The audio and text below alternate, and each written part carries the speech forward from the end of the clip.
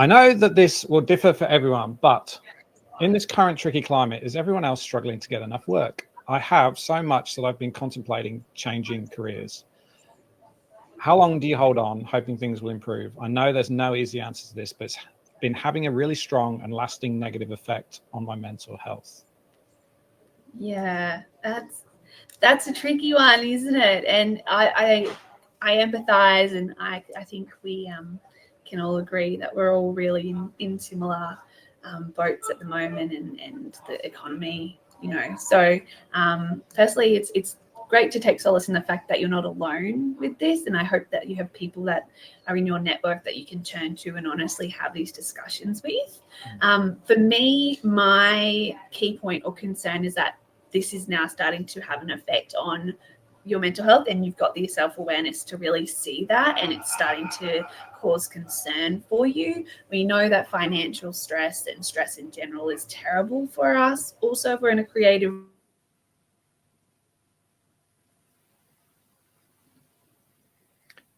We're struggling with Queensland's internet at the moment. Gosh. Okay, we're back.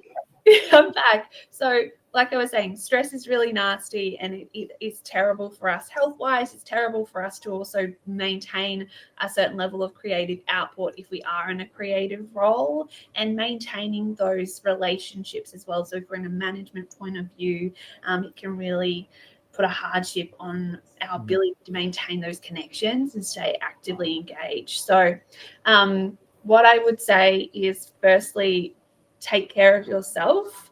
That is the number one thing. If there is no you and no ability to do the creative work, then there is no business. So really making sure that we are taking care of your mental health as far as your daily care rituals, eating, sleeping, all those sorts of things. But I find what would probably make a really big difference right now is finding solace and connection with other people in your industry that are going through similar things, and discussing resources and strategies that they're practicing. And then also looking at the financial literacy of your business. So right now, how viable is this business model?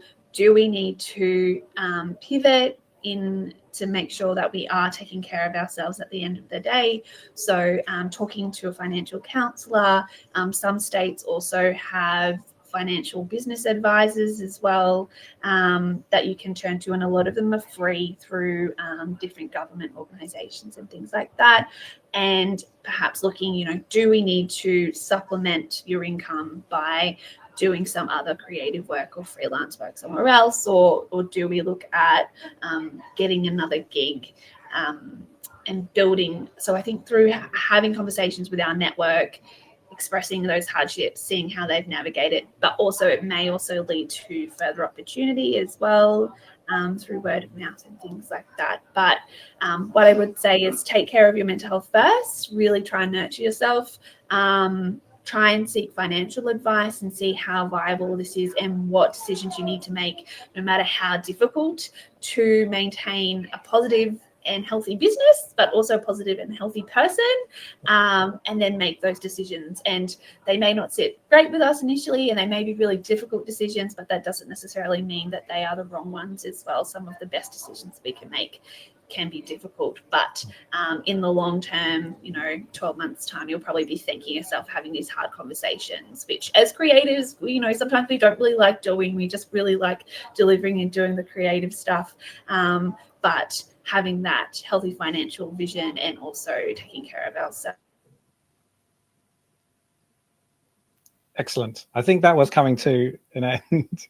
I'm also going to just drop in, and I'm not quite sure if this is just New South Wales or across the country, but there's a service called Creative Plus Business, and it offers free business mentoring for creative businesses. So please feel free to go check that out, creativeplusbusiness.com.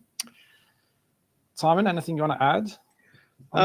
I think there was a lot of really good, yeah. of really wise suggestions from Amy there. I definitely really concur with that connection with others, because the reality is that the creative industries notoriously sort of up and down. And so by kind of connecting with your network, you'll definitely find people who have been through similar dips and navigated that in different ways, either just managed to see it out or have actually pivoted and changed. I know certainly I have a group of friends within the industry who I would talk to about this stuff, and generally, we support each other. I suppose it's kind of like, stick with it or think differently. The other bit I would just say is that when you're trying to make decisions, I've learned about the danger of thinking of things in binary terms, in black and white. It's either this or that.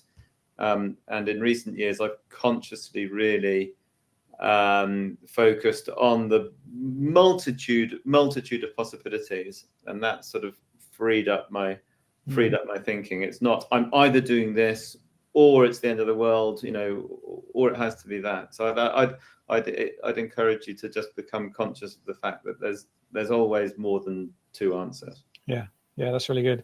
I think that like the community thing you mentioned of like having friends and people and peers in the industry really helps. Like for years, I thought of like our business when I was at an agency of like, it was competition always.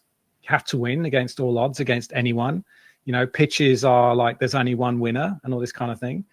And then I changed that mentality and started thinking like, treated it much more as a community. And, there's other agencies I'd go for breakfast with once a month, and we'd share P&Ls, we'd share hiring and firing. Like, and as soon as you did that and you got other people's experiences as well, you just started to feel a whole lot better about things, and knowing that what you're going through isn't unique actually.